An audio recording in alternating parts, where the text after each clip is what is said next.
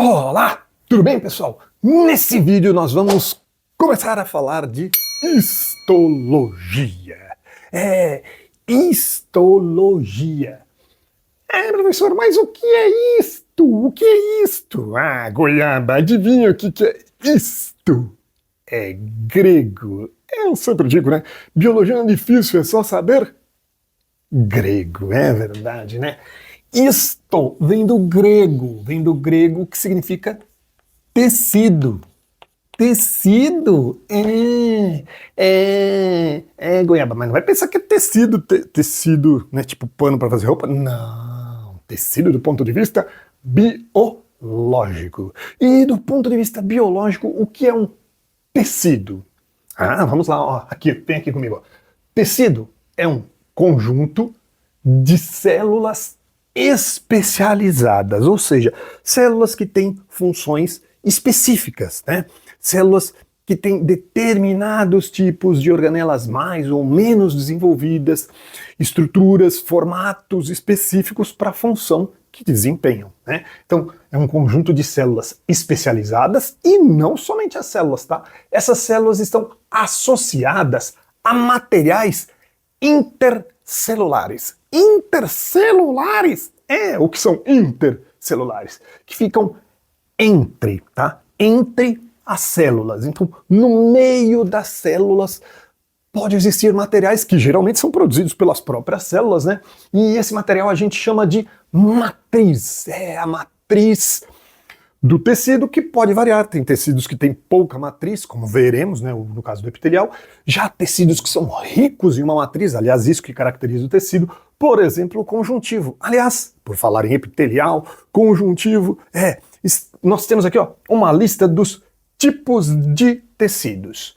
Animais. No caso dos animais, nós temos 4 grandes grupos de tecidos. Eu estou falando de animais, porque existem também lá os tecidos vegetais, mas isso é para aula de botânica, né? Aqui estou falando dos tecidos animais, então essa aula é animal. Animal. Mas vamos lá, ó. Os 4 grandes grupos de tecidos que nós vamos abordar: o tecido epitelial, ou de revestimento, o tecido conjuntivo ou conectivo, de conexão, de preenchimento, super importante. O tecido muscular, o tecido muscular, esse que a gente usa, né, para as contrações. E o tecido nervoso, tem o tecido nervoso. Aqui uma representação de células, né, típicas de cada um desses tecidos. Por exemplo, aqui ó, um tecido epitelial, umas células de tecido epitelial, tá? Aqui, uma célula, um fibroblasto, célula de tecido conjuntivo. Aqui uma fibra de músculo estriado esquelético. Nossa, professor, como você sabe que esse músculo é estriado esquelético? Desses que a gente usa para se mover. Teremos uma aula que eu vou falar só sobre o tecido muscular e eu vou te explicar como reconhecer. E é óbvio aqui, né, o tecido nervoso representado por um neurônio, mas veremos que o tecido nervoso não é constituído apenas de neurônios, né, mas está aqui um neurônio para representar o tecido nervoso, né? Então, abordaremos cada um desses tecidos nesse vídeo. Nesse vídeo, além dessa introdução, eu começo falando do tecido epitelial. Então vamos falar do tecido epitelial. Mas antes de eu trocar a lousa mágica e começar a descrever, né, como é o tecido epitelial, quais as características, funções, para você se dar bem nas suas provas ou no vestibular, no Enem, ou até você que está revisando para a faculdade, né? Nós vamos abordar tudo isso aqui, mas iremos além para os membros, para os membros do clube de membros do canal, para você que faz parte do clube de membros, teremos um vídeo exclusivo com lâminas, fotos de lâminas reais de tecidos, para você entender melhor como são os tecidos visualmente ao microscópio. Não perca, aproveite essa oportunidade, se inscreva no clube de membros do nosso canal, R$ 4,99. Nossa, muito baratinho, que um cafezinho. É mais barato que um café, não é? Ainda mais agora que o café tá tão caro. Nossa, baratinho. Você vai ter acesso a vídeos exclusivos, vai ter acesso antecipado ao nosso conteúdo, também vai ter direito de fazer comentários antecipados, e também selos, cards e todas as regalias, né? Por apenas R$ 4,99. Faça parte do nosso clube de membros. Se você não pode, se você não quer, só dá o seu like, dá aquela curtida, compartilhe, comente, você já está ajudando também, tá? Você está ajudando legal. Falou? Mas vamos trocar essa lousa mágica para falar do tecido epitelial. Então, pessoal, estamos de volta aqui com a lousa mágica agora para falar do tecido epitelial. Sim, o tecido epitelial. Tecido epitelial. Epi. Adivinha da onde vem esse termo? Acertou. É grego, acertou, goiabinha. Vem do grego. Epi quer dizer sobre, por cima. Sobre, por cima, acima. Por isso que o tecido epitelial é o tecido de revestimento. É o tecido de revestimento.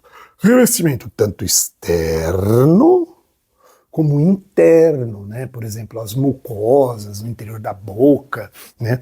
O epitélio gástrico no estômago, o epitélio intestinal, como já diz o nome, no intestino, né? Ou no interior dos vasos sanguíneos, o endotélio, né? Então, todo tecido de revestimento é chamado de tecido epitelial. Epi quer dizer sobre, por cima, tá? Então, é um tecido de revestimento. Características desse tecido. Seria um tecido para revestir? Como você acha que devem estar as células desse tecido, hein? Separadas? Ou é melhor que estejam bem juntinhas, muito próximas umas das outras, hein? Exatamente, células muito, muito próximas, bem grudadas umas nas outras. Nós usamos o termo justapostas. Justapostas quer dizer células grudadas, né? Aliás, se você inverter, né? O que justapostas? Postas justas, quer dizer, foram colocadas, estão próximas, extremamente próximas umas das outras. E como elas estão muito, muito, muito próximas, há pouca matriz. Você lembra o que é matriz? Matriz é aquele material que fica entre as células, é o material que fica entre as células. Nesse caso, como as células estão muito grudadas, não tem espaço para acumular matriz, né? Então, no caso do tecido epitelial, há pouco material intercelular, tem pouca matriz, poucas substâncias entre as células, se comparado com outros tecidos. A gente vai ver que no caso do conjuntivo tem muita matriz, né? Outra característica desse tecido, ele é avascular. O que é avascular? Quer dizer sem vasos, sem vasos. Não há vasos no tecido epitelial, vasos sanguíneos. Poxa, professor, mas se não tem vasos, como ocorre a oxigenação desse tecido? Como se dá a nutrição desse tecido? Ocorre por um processo que a gente chama de difusão, a partir de uma camada que fica logo abaixo dele, que a gente chama de lâmina basal, tá? Então, como ele é avascular, ele é sem vasos, ele não tem vasos sanguíneos, ele recebe nutrição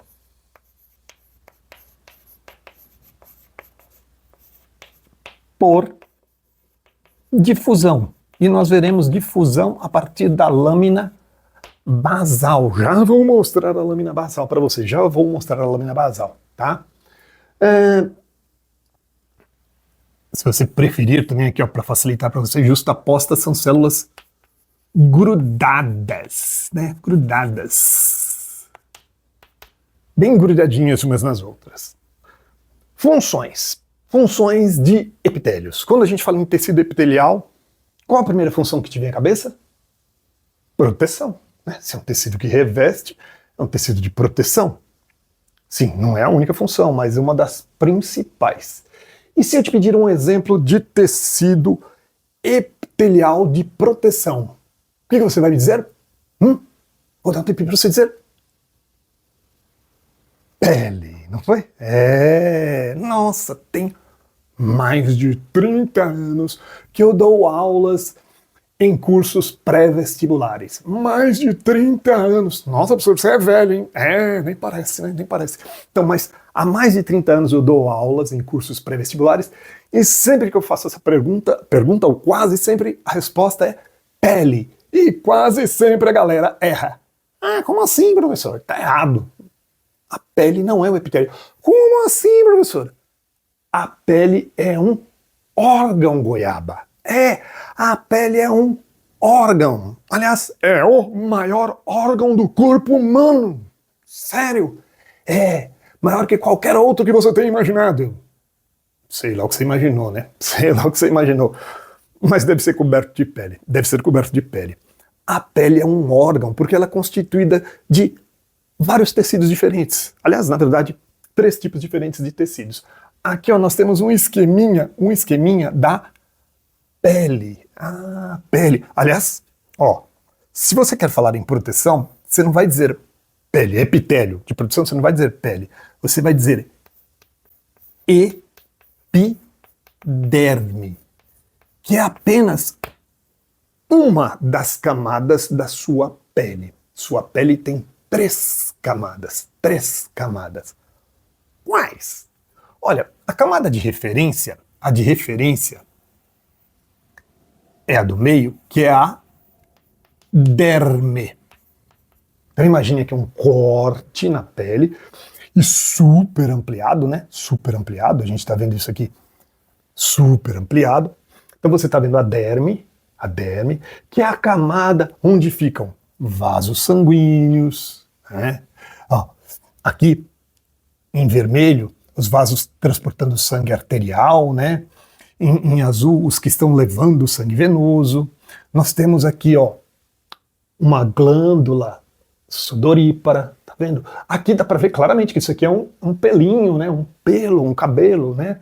O folículo capilar. Aqui eu tô vendo uma glândulazinha que vai produzir sebo, a glândula sebácea, que vai proteger os pelos e cabelos. Aqui assim, ó, um músculo eretor, é um músculozinho liso que faz o pelo, né? Sabe quando você sente aquele arrepio? É um músculo eretor que faz o pelo ficar em pé, ficar ereto, né? Aqui, neurônios, né? Neurônios sensoriais, por exemplo, o neurônio que percebe temperatura. Esse mais profundo aqui é um daqueles que percebe o tato. Tato é toque, né? Quando você encosta na pele, você aperta a pele, ele é estimulado e vai te dar a sensação de toque, de tato, né? Mas, ó, a pele é todo esse conjunto. Tudo isso aqui é a pele, que, como eu disse, é um órgão. Pele é órgão. Por quê? Ela é constituída de derme, mas mais acima, tá vendo essa camada mais externa aqui, ó? Essa mais externa, que justamente é tecido epitelial, é a epiderme. Epiderme. Então, essa aqui é a epiderme, só essa camada aqui, ó, mais externa. Essa é a epiderme, tá? Que em sua camada mais externa é constituída de células mortas, entupidas de queratina. É a mesma proteína que forma cabelos, pelos, nossas unhas, né? Nossas unhas são feitas de queratina. O que acontece é o seguinte, né? Aqui mais na base, nós temos células mais jovens. À medida que essas células vão se multiplicando por mitoses, muitas mitoses, tecido epitelial é caracterizado por muitas mitoses, né? Essas células vão se multiplicando e empurrando as mais velhinhas para cima, Então, quer dizer, quanto mais próximo da superfície da epiderme, você tem uma célula mais velhinha. E à medida que essas células vão envelhecendo, elas vão fazendo o seguinte, ó, produzindo queratina. Então, daqui a pouco eu vou comentar, né, que isso aqui é um tecido estratificado, né, Então são vários estratos de células. E ó, imagine, essa aqui é uma célula mais jovenzinha, aí tem uma mais velhinha para cima, produzindo queratina. Para cima dela, mais velhinha ainda, mais para cima, mais velhinha, elas vão se entupindo de queratina. Lembrando, queratina é a proteína, a mesma proteína que forma, por exemplo, o pelinho aqui, que forma o pelo e as unhas. A célula fica tão entupida de queratina, que ela morre. Ela morre. Você vai falar, ai que burra, professor. Não, isso é bom, ela faz de propósito. Por quê? Porque assim gera uma camada, né, uma espécie de verniz que protege contra perda de líquidos, contra a desidratação. Por isso nossa epiderme é constituída de células, na camada mais superficial, é constituída de células mortas que estão descamando aí. Você perde milhões de células, milhões em um único dia. Eu fiz assim, ó, tá voando, um monte de células estão voando por aí, né? Por quê? Tecidos epiteliais normalmente sofrem muito atrito, muita abrasão. Então tem que ter muitas mitoses para repor estas células, né? Mas ó, eu estava falando da pele como um órgão. Por quê? Tem a derme, acima dela a epiderme, e para baixo. O que fica para baixo? Grego. Adivinha? Hipo. É hipoderme. Hipo. Do grego, hipo quer dizer para baixo. Abaixo. Então a hipoderme fica abaixo. É essa camada aqui, ó, que fica abaixo da derme.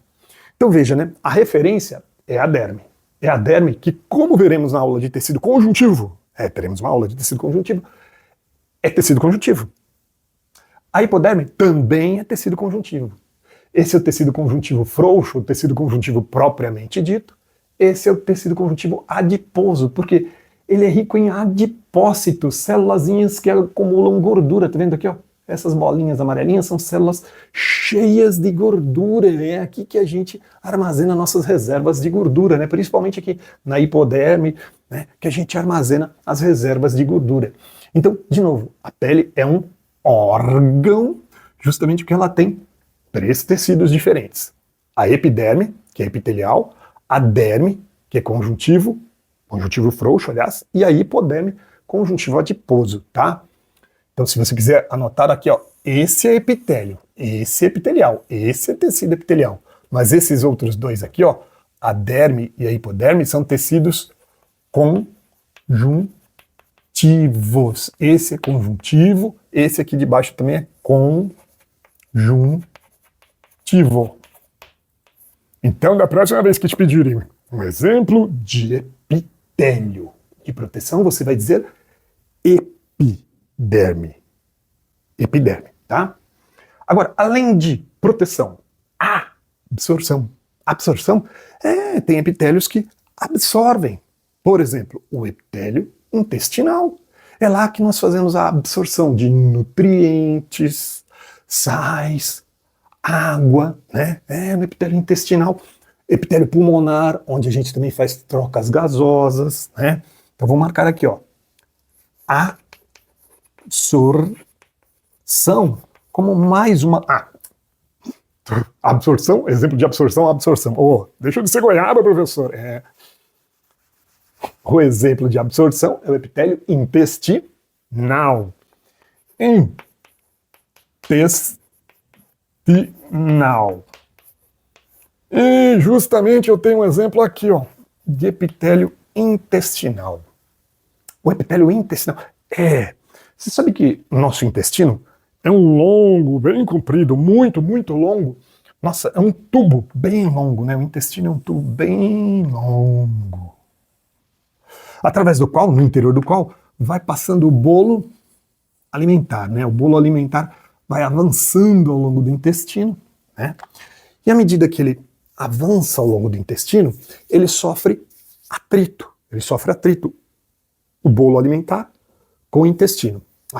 No intestino também a parte da absorção. Aliás, a maior parte da absorção ocorre no intestino delgado, né? Mas à medida que ocorre esse atrito, né, a absorção dos nutrientes. Por isso, quanto mais atrito, melhor. Por isso nosso intestino é um tubo tão longo. Em média, o intestino de um ser humano adulto mede aproximadamente 7 metros. Nossa, 7 metros de tripa aqui, ó. 7 metros de tripa aqui dentro. Mas como que cabe isso aqui? Justamente que tá tudo dobradinho, né? Tá tudo dobradinho. Tá tudo dobradinho. Senão, né, não caberia. Senão a gente já tem que ter 7 metros de altura. Já pensou que doideira? 7 metros de altura.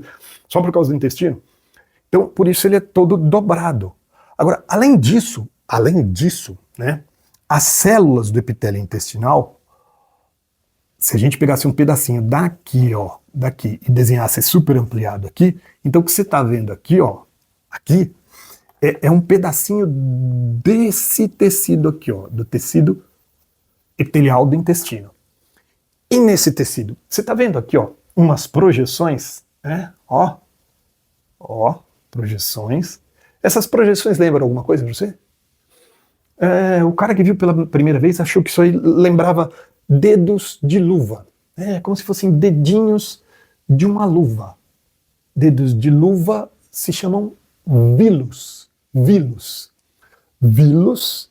Só que esses, para ver, ele precisou de um microscópio, porque eles são bem pequenininhos. Vilos pequenos, por isso ele chamou de microvilosidades. Essas aqui são as microvilosidades. De novo, tá? Vilos de dedinho e micro porque são microscópicas, né? São projeções em formato de dedinhos de luva e microscópicas. Qual a vantagem disso, professor? Para que serve isso? É porque assim, ó, lembra que eu falei? O bolo alimentar tá passando por aqui assim, né? Tá passando por aqui. Então você imagina só, o bolo, quando ele está em contato com as microvelocidades, ele percola, ele vem aqui, sobe e desce por esse espaço, e sobe e desce, sobe e desce. E enquanto tem esse sobe e desce, vai ocorrendo atrito. Lembra que eu falei? Quanto mais atrito, melhor, porque mais absorção de nutrientes, de água e sais. Então, a função das microvelocidades é aumentar a superfície para absorção de nutrientes, para que mais nutrientes possam ser absorvidos, né? Para que os nutrientes possam penetrar aqui assim na célula. Que legal, né? Seria algo mais ou menos assim, né? Ó, as microvelocidades, imagina uma folha, né? Uma folha. Tá vendo essa superfície aqui? Eu quero pôr essa superfície no menor espaço possível. O que eu poderia fazer? Dobrar ela assim, né? Ó, se eu deixo ela dobrada, ó como ela está ocupando bem menos espaço, não tá? Ó, você tá vendo? Ó, mas na verdade, se a gente medir a superfície, ó, eu tô ocupando, tá vendo assim? Eu tô ocupando só, tá vivo aqui, hein? Tá vivo. Ó, acho que eu peguei 2 folhas de uma vez. Agora. Ó, assim, essas vilosidades estão ocupando, né, aproximadamente esse espaço aqui, ó, esse espaço aqui. Mas na verdade, se a gente for medir, se eu esticar aqui assim, ó, a superfície de contato é toda essa área da folha. Então, à medida que o alimento vai fazendo assim, mais nutrientes podem ser absorvidos. Legal, né? Legal. Por causa das microvilosidades. Você está vendo aqui? Essa é a célula, aqui são as projeções da célula, as microvelocidades. Lembra que eu estava falando da lâmina basal? Aqui, ó. A lâmina basal é uma camada que fica entre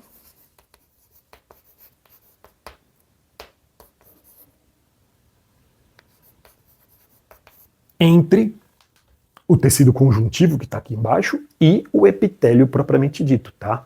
Aqui o núcleo das células, tá? Núcleo das células, a lâmina basal, o alimento vai passando por aqui, os nutrientes vão sendo absorvidos. Agora, temos outras especializações nessa membrana aqui, ó. Tá vendo aqui assim? Essa projeção aqui que eu fiz aqui assim, pequenininha, é o que a gente chama de desmossomo. É como se fossem botões que mantêm as células bem unidas, bem juntinhas.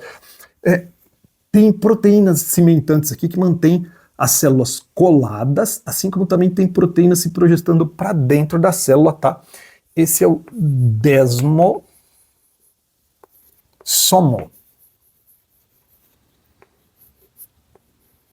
E para que serve esse tal de desmossomo, professor? Goiabinha, esse desmossomo é para manter a célula bem grudada, porque já pensou?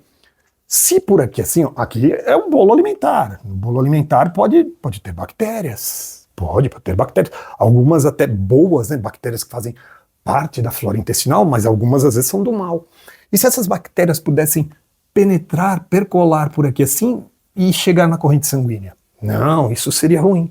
Então, se as células estão bem unidas, bem grudadas, isso não vai acontecer, né? O material não vai conseguir atravessar por entre as células. Ele vai ficar sempre nessa região aqui.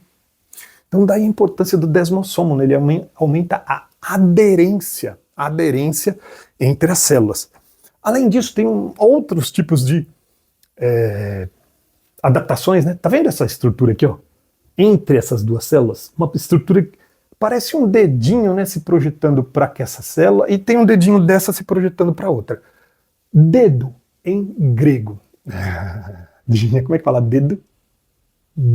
Dígito. É por isso que a sua impressão é digital. A impressão do dedo é digital. Dígito. E como são projeções entre células vizinhas, nós chamamos de interdigitações. Interdigitações. Para que serve uma interdigitação? Ó, é uma projeção dessa célula em direção à outra e da outra em direção a essa. Essas projeções entre células têm dupla função. Tanto aumentam a adesão, deixam elas mais grudadas, assim como os desmossomos, e também aumenta a superfície de contato para elas trocarem substâncias entre si. Para elas trocarem substâncias entre si, entre essas duas células. As interdigitações. Nossa, que legal, né? Você quer que eu escreva aqui para você? Ó, a interdigitação é isso que lembra um dedinho, tá? Interdigitação. Dígito vem de dedo. Dígito vem de dedo. Nossa, professor, então por que a gente fala a era digital? Digital? Olha que anacrônico, né? Porque, na verdade, a humanidade começou a contar onde? Nos dedos, né? Nós começamos a contar nos dedos. E aí, dedo virou sinônimo de dígito, de números. E a era digital se baseia no código binário 0 e 1 números, por isso digital. Olha que louco, né? Então, algo que está lá no passado, né? A origem da matemática, de contar nos dedos, né? Está relacionado com algo que hoje a gente associa com algo muito moderno. Digital, a era digital. A era dos dedos, né? Então, aqui as interdigitações. E mais uma outra função, ó. Mais uma função para o tecido epitelial. Nossa, esse tecido é bom mesmo, né, professor? Esse tecido é muito importante. Ó, eu tinha marcado aqui, ó, lâmina basal, mas acabei tomando espaço de onde eu vou marcar aqui a função de secreção, quer dizer, a função está marcada, mas quem faz secreção? Ó, a secreção, deixa eu fazer o seguinte aqui, ó, a secreção é feita pelas glândulas. Glândulas, E nós, dentro dessa aula, falaremos das glândulas.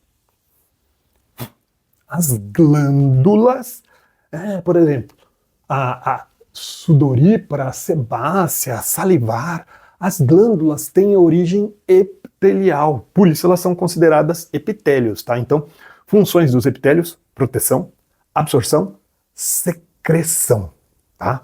Proteção, absorção, secreção, tá? Eu tinha apagado aqui, vou pôr de novo aqui para você, ó, a lâmina basal, tá? É essa que tá aqui assim, ó, que fica, como diz o nome, na base dos tecidos epiteliais, tá? Então, tá aqui a célula do epitélio intestinal, ela absorve os nutrientes, né, já digeridos. Esses nutrientes são difundidos aqui através, nesse caso, da lâmina basal, mas o contrário também acontece, né? O oxigênio vem aqui para nutrir esses tecidos. O desmossomo para aumentar a adesão, a interdigitação, tanto para aumentar a adesão como para aumentar a área de contato. Microvilosidades, aumentando a superfície de absorção de nutrientes, tá? Então, olha quanta coisa importante sobre o tecido epitelial. O epitelial, o tecido de revestimento. Aproveitei para anotar, para dar aquele pause, e eu vou saindo de cena para trocar a nossa lousa mágica. Então, pessoal, estamos de volta aqui com a lousa mágica para eu te mostrar agora a classificação dos epitélios, levando em consideração o número de camadas ou a forma das células. O número de camadas ou a forma das células, né? E a gente pode fazer uma classificação casando as duas coisas, normalmente é o que se faz. Quanto ao número de camadas, basicamente os epitélios podem ser de 3 tipos. Que 3 tipos? Pode ser simples. Simples quando só tem uma camada. Uma camadinha só de células é um epitélio simples, né? Então, por exemplo, ó, e como eu vou saber quanto é uma camada de células? Você conta a partir da lâmina basal, lembra? A lâmina basal é essa camada aqui, ó, que nutre os epitélios por difusão, né? Nutre os epitélios por difusão. Tá vendo, ó? Só tem uma camada de células aqui. É uma camadinha de células nesse epitélio. Então é epitélio simples. Agora, estratificado, quando tem mais que uma, pode ter 2 ou até mais, que é o caso desse aqui, né? Ó. Tem várias camadas, aqui a lâmina basal, veja que a partir da lâmina basal nós temos 1, 2, 3, às vezes bem mais camadas de células, né? E, por exemplo, a epiderme, a camada mais externa da sua pele, lembra? As células aqui na base são mais jovens, à medida que elas vão subindo, elas vão produzindo mais e mais e mais queratina, até que lá no alto elas estão mortas, entupidas de queratina. Então esse é um epitélio estratificado e ainda por cima queratinizado. Nem todo epitélio estratificado necessariamente vai ser queratinizado, tá? O exemplo aqui da epiderme é o caso de um queratinizado. Agora, ó, o pseudo-estratificado. Você sabe o que é pseudo?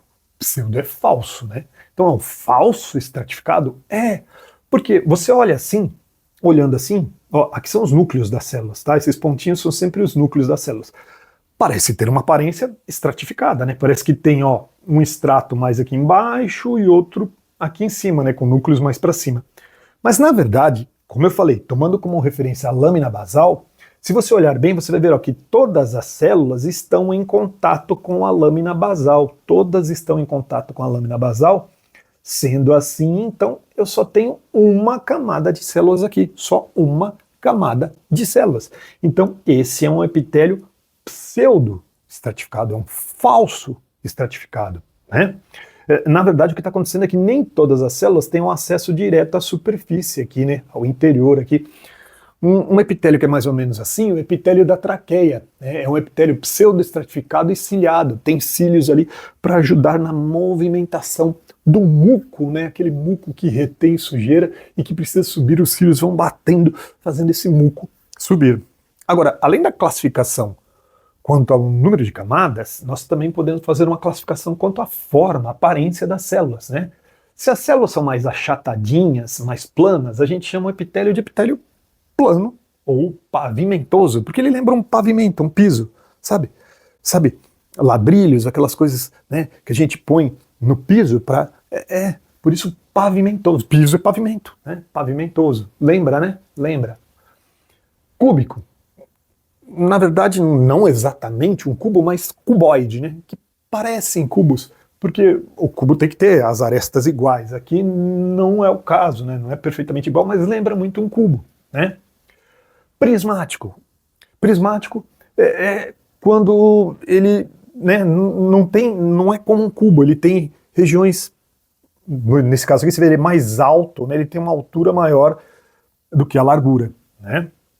E o de transição, o epitélio de transição, por que de transição? Olha, as células aqui têm um formato, à medida que vão subindo, elas vão mudando a forma, elas vão se modificando, então elas sofrem uma transição. Elas mudam a aparência. E aí, é claro, né, a gente pode fazer combinações. Você pode ter um epitélio. Esse epitélio aqui, né, ou esse, ele é um epitélio simples e pavimentoso. Simples e pavimentoso, né? Já esse epitélio aqui, ó, é pavimentoso, mas é estratificado. Então eu posso ter um epitélio simples pavimentoso, um simples cúbico, um simples prismático, eu posso ter um estratificado pavimentoso, cúbico, prismático, né? Agora, não dá para ter um pseudoestratificado pavimentoso, né? Assim como não dá para ter um de transição e simples, né? Se ele é de transição, ele já tem mais que uma camada de células, mais que uma camada de células. A título de exemplo, só a título de exemplo, eu acho muito pouco provável que cobrem isso de você numa prova, no segundo grau, no vestibular, talvez na faculdade. Quem está aí na área da saúde sabe, né, que ali na faculdade a coisa pega um pouco mais, tem lâmina para você estudar, e aí o professor pode pedir coisas mais específicas, né? Ele pode pedir coisas mais específicas. Mas em nível de segundo grau, em nível de vestibular, tem mais de 30 anos que eu dou aula em vestibulares, poucos exercícios eu vi, ou para falar a verdade, não me lembro de nenhum que pedissem exatamente, né? Onde tem esse epitélio? Esse aqui eu sei que tem no endotélio, o epitélio de revestimento interno dos vasos sanguíneos. Nos vasos sanguíneos é assim, é o endotélio, né? Ele é bem fininho, uma camada só de células achatadas, e até para ajudar, para que ele seja mais permeável para fazer as trocas gasosas, principalmente lá nos capilares, né?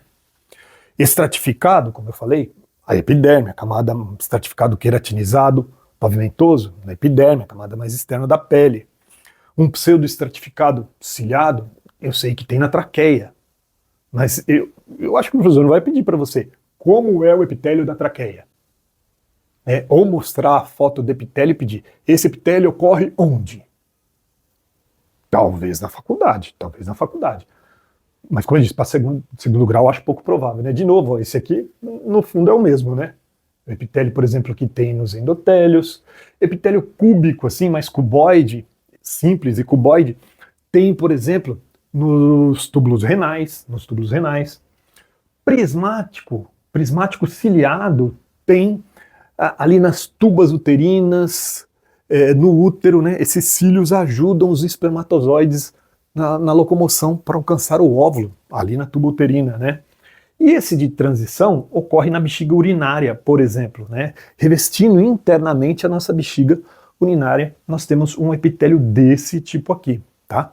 Mas, de novo, tá? Não se preocupa muito. Você viu que eu nem anotei, né? Que esse é o da bexiga, que esse seria da tuba uterina. Eu não anotei porque eu acho muito pouco provável cobrarem isso em vestibulares ou no segundo grau, né? Como eu já falei, teremos o vídeo aí para os membros do canal, que eu vou apresentar algumas lâminas, aí é uma coisa um pouco mais específica, tá? Para esse pessoal aí que está assinando, para você que é membro do nosso canal, né? Seja bem-vindo, você que faz parte do nosso clube de membros. Venha ser um Goiaba Plus, você também. Bom, mas tá aqui essa lousinha para você anotar, e eu vou sair de cena porque ainda não acabou. Poxa, professor, ainda não acabou. Preciso falar das glândulas, tá? Saindo de cena. E aí, pessoal, olha eu de novo aqui com a lousa mágica. Agora para falar das glândulas. As glândulas. Lembra que eu comentei que os epitélios também têm função de secreção. E no caso estamos falando das glândulas. Mas qual a relação, professor, de epitélio com glândula? É que as glândulas têm origem epitelial. As glândulas têm origem epitelial. Elas se formam geralmente mais ou menos assim, ó. Tá vendo aqui um tecido epitelial? Aí as células onde vai se formar a glândula começam a se multiplicar e elas vão invaginando, elas vão se projetando para o interior, a partir do epitélio, né? E aí dois caminhos possíveis. Pode se formar uma glândula exócrina ou uma glândula endócrina. Mas qual a diferença, professor? Vem comigo aqui, goiabinha. Uma glândula exócrina, exo. O que é exo? Exo é fora, é no exterior, né? Justamente porque o produto é liberado no meio externo, é liberado fora, no meio externo ou em cavidades. Pode ser em cavidades, tá? Não precisa ser sempre necessariamente no exterior, né? Exemplos. Glândulas sudoríparas, aquelas que liberam suor na superfície da pele, né? As sebáceas que liberam sebo, né, para proteger, a função original do sebo é proteger os cabelos, aquela oleosidade. As glândulas mamárias, já as glândulas salivares estão dentro da boca, né, estão numa cavidade, dentro da boca. Não vai longe, né, a porção endócrina do fígado. Porque ele produz bile. Bile que fica no interior da vesícula biliar. É uma cavidade. Então a bile é considerada uma secreção exócrina, exo, fora. Então, exócrina é aquela que o produto é liberado no meio externo ou em cavidades, tá?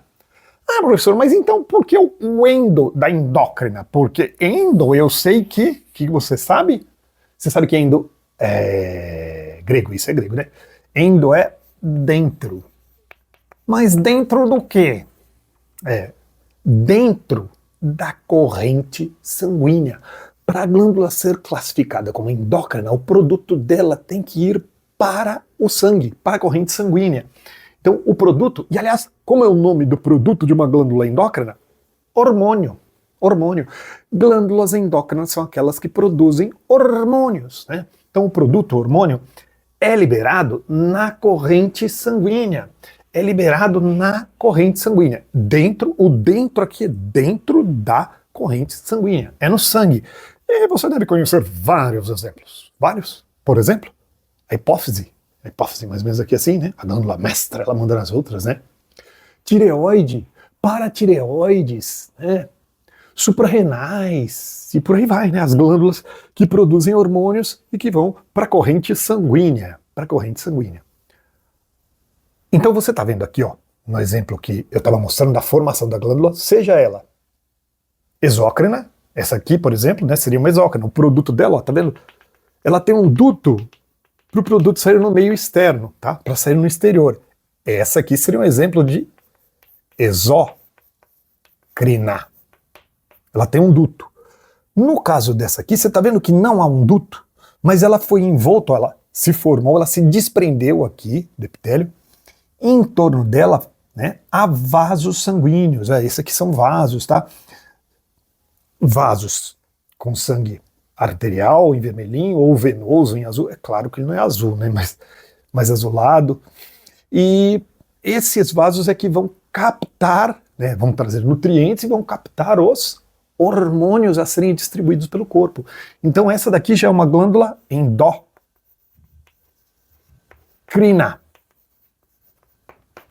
Né? Aquelas que, como eu citei de exemplo, né? Hipófise, tireoide, as adrenais, né? Também adrenais ou suprarrenais, né?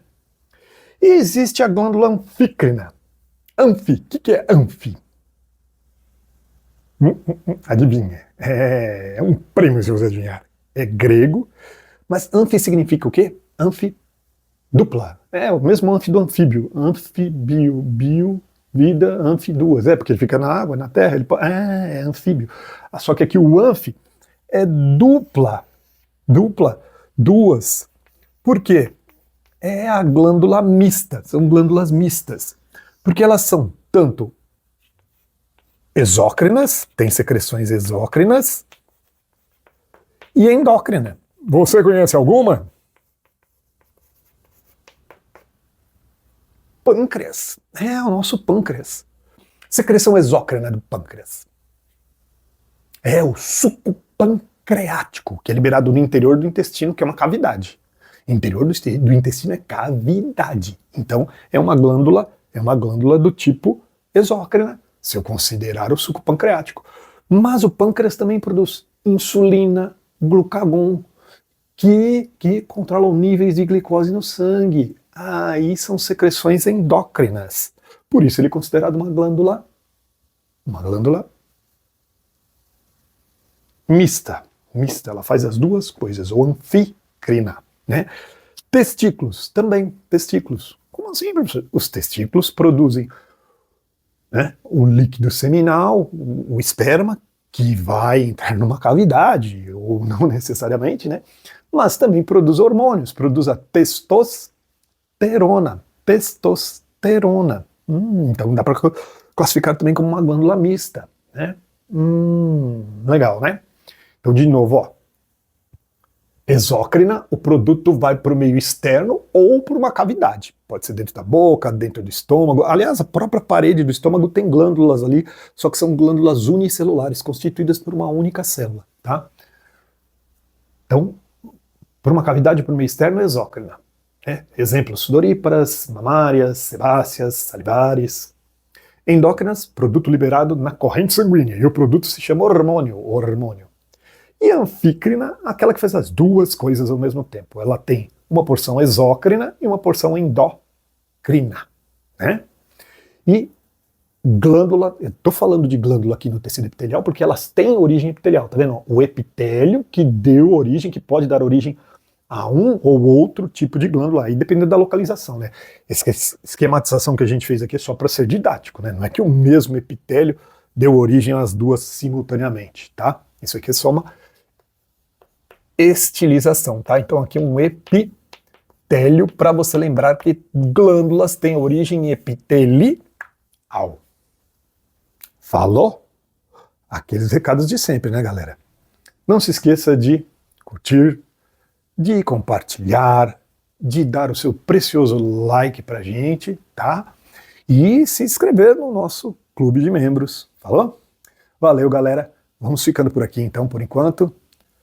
Aquele grande abraço apertado para vocês. Falou? Tchau, tchau.